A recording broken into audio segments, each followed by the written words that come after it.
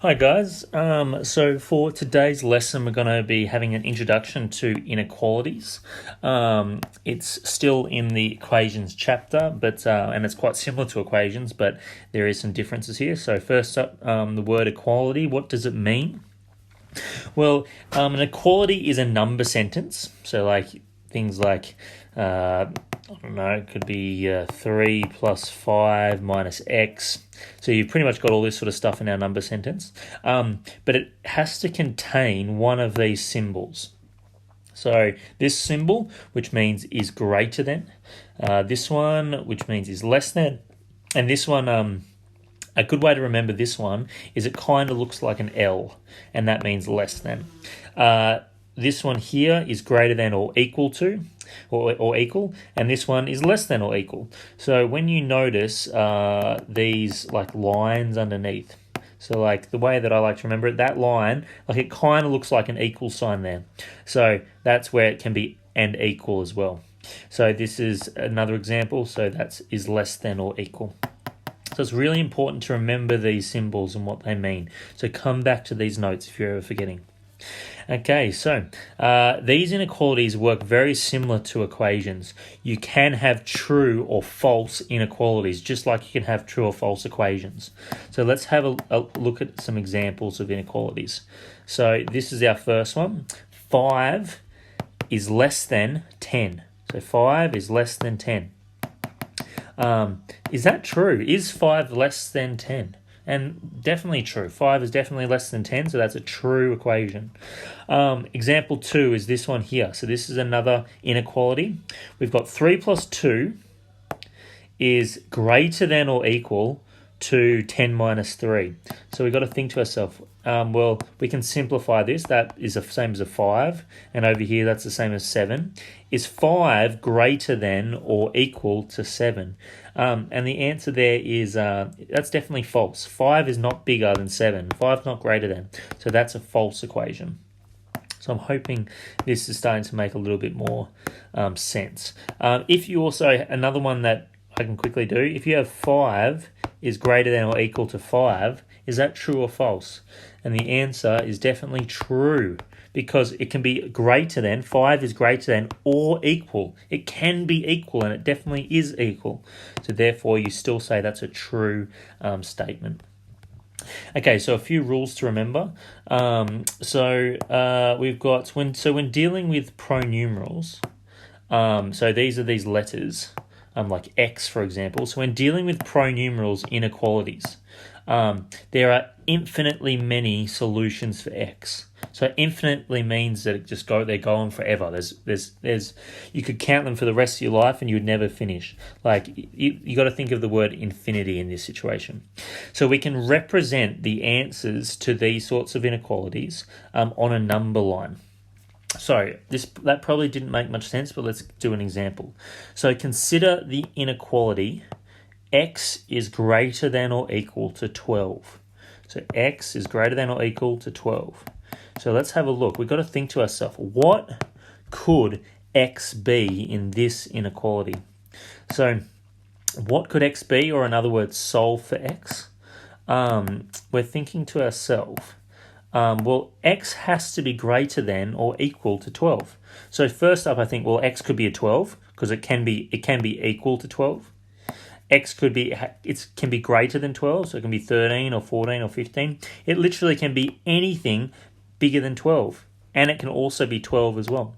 So this is our answer for x. This is what x can be, all these numbers. So there's infinitely many numbers it can be. Now, when we're trying to represent this like infinitely many solutions, we want to put this on a number line. So we make a number line like this. So this is the sort of thing you're going to be drawing. And we want to put this 12 on there. So I put 12 in the middle. So it's nice to put this number smack bang in the middle. And then you want to show the other numbers on your number line. So we've got 11 and 10 and 9 and 13 and 14 and 15. Obviously, you can't write all of them. You just can write the ones around it. You don't want to go too long as well. And you want to put a dot above the number that you're dealing with in your inequality. So we're dealing with 12, so we're going to put a dot above it. That dot, and I've colored that dot in, I've filled that dot in. Filling that dot in means that it can be equal to 12, like 12 is included. So I want to include 12, and then I literally want everything that's bigger than 12, all these numbers up here, all these ones. So that means I'm going to draw a line in that direction, in the direction of 13, 14, 15. And I'm going to draw an arrow, which suggests that it's literally everything bigger than these numbers. That arrow is like going on to infinity. So that's how I represent this number line.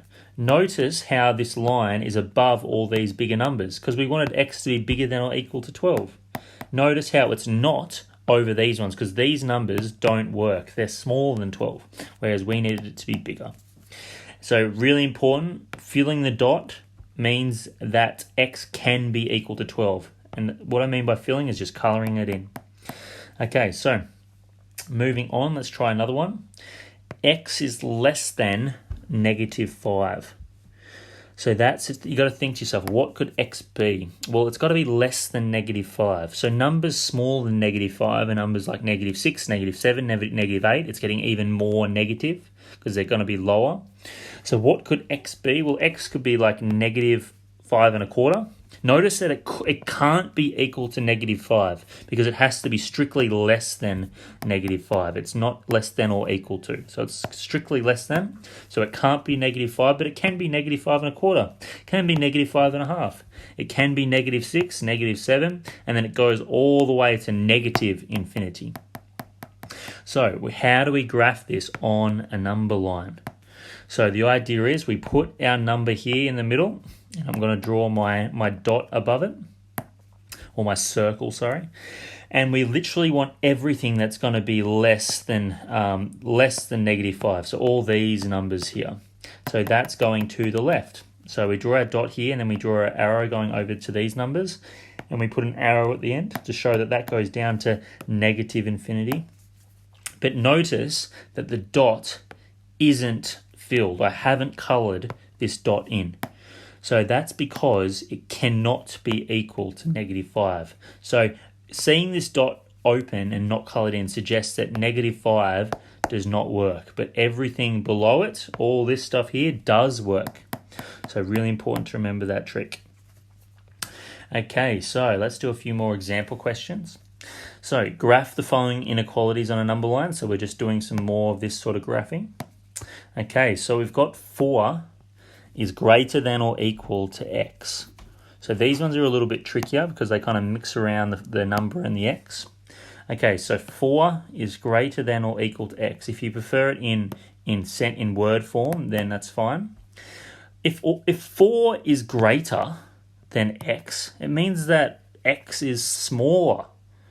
X needs to be equal or smaller than 4. So notice it can be equal because of this line here. So therefore we can colour it in. The idea is you colour the circle in when it can be equal. But we need x to be smaller than 4 because 4 is greater. So all the numbers that are smaller than 4, well, they're these numbers down here. So that's the way the arrow is going to point. So you've got to make sure you point your arrow in the right direction. And we also colour it in because it can be equal. And then you're done. That's pretty much it. Make sure this number is in the middle. That makes it nice and clear. Okay, so question B, this one gets people because they're like, whoa, what's going on? There's lots of inequalities. There's one here and there's one here. Why is there 2 different numbers? So with this one here, we've got -4 and 10. I'm going to put those on my number line. And I'm not going to worry about the numbers in between because I didn't have enough space, which is completely fine. But if we write this out into words, we've got that -4 is less than, from that part there, x. So -4 is less than x. That's what we've got right here. So that means that, so if -4 is less than x, it means that x is bigger than that. So with our dot here at -4, we want everything that's bigger than that.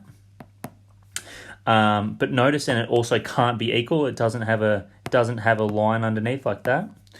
So therefore we don't colour it in. Next up, we've got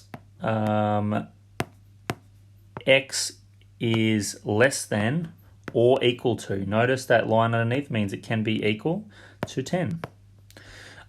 So let's think. X has to be less than or equal to 10. So I'm going to, for my 10 dot, it can be equal to, so I'm going to color it in. But it has to be less than 10. So all the stuff less than 10 is down this way. So it's literally going to be like that way is going to be pointing that way. I mean, with the -4, it's going to be pointing to the right. And this one's going to be pointing to the left because it has to be less than or equal to 10. So when we do this, pretty much our arrows are going to join up. And the idea is it's just literally going to make a solid line. And make sure you've got your dots on either end. And you've got to make sure, do I color them in or not, based on whether they're equal or not. Okay, so, and then you get, this is your final answer. So it's really important that you're getting nice, clear graphs like this. Okay, so question 2. We need to be able to use inequalities. So we need to make our own inequalities. So that's using these symbols here. We need to be able to use inequalities to describe the following situations. Okay, so we've got Fred is shorter than 160 centimeters. So if he's shorter, it means that Fred, and we don't know Fred's age, so let Fred be our X because we don't know how tall he is, sorry. So he's saying that Fred, X, is shorter than. That's the same as is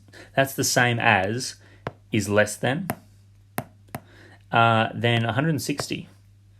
So we're saying that X is less than 160, and he can't be equal because we know he's shorter. He can't be the same as 160. He's definitely less than 160. So you got to think to yourself, is it going to be equal? Can it be equal to as well? In this case, it cannot be equal. It can't be. So therefore, we can say that X is less than 160 using that symbol. It's really important to use that correct symbol. Question B. John is at least as old as Maria, who is 10. Now, this idea of the word at least, John is at least as old as Marie. Is John allowed to be equal to Marie? So if he's at least as old as Marie, that means he still can be 10. If I'm at least... If you think to yourself, oh yeah, he's at least 10, you think to yourself, oh, so he could be 10. So you got to think to yourself, in this sort of wording, he is allowed to be equal to as well. So you need to see this line underneath right here. So that you've got to be able to use the one that's it can be equal to. But he's at least 10, so he could be older. He could be 11, he could be 12, he could be 13. So we've got to think that X can be bigger than 10. So we use the greater than or equal to 10 symbol there. Okay, so there's your answer. So, and lastly, C. Rose's test score is between 40 and 50 inclusive. So it's between 40 and 50. So if we remember back to our example here, this is where it was in between -4 and 10. So we're going to be using something similar to this for our answer. So in between 40 and 50, so I'm going to write 40 here and 50 here. I'm going to put my X in between. And then I want to use these symbols here, these less than or equal to ones. The reason why I want to use the less than is because we need our 40 to be smaller than, we need 40 to be the smallest. X can be between these, so it's going to be bigger than that, but smaller than that. So we need to have our 40 there first, and our 50 over here. And we need X to be larger than 40, so 40 is less than X, but we need X to be smaller than 50. So we're going to be using these symbols here. And so we get something like this. And it's really important that this word inclusive is understood. So inclusive means that you include 40 and 50. So it has to be between 40 and 50, but it can also be equal to 40 and 50 as well. So inclusive means it includes them, meaning that it can be equal to as well. So these lines here are really important to have in your answer. So hopefully this helps with the practice question.